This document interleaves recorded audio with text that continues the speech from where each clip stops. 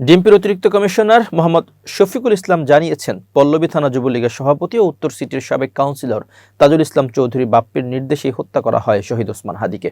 মঙ্গলবার বিকাল 4টার দিকে রাজধানীর মিন্টো রোডের ডিএমপি মিডিয়া সেন্টারে এক সংবাদ সম্মেলনে তথ্য জানান তিনি জানান, ইনকিলাব মঞ্চের আহ্বায়ক শরীফ ওসমান হাদির হত্যা মামলায় ফয়সাল করিম মাসুদ সহ 17 জনের নামে চার্জশিট দাখিল করেছে পুলিশ। মামলায় শুটার ফয়সাল, আলমগীর শেখ, বাপ্পি সহ 5 জন পলাতক রয়েছেন। হত্যার কারণ হিসেবে তিনি আরও জানান, কার্যক্রম নিষিদ্ধ আওয়ামী বিরোধী অবস্থান নেয় হাদিকে হত্যা করা হয়।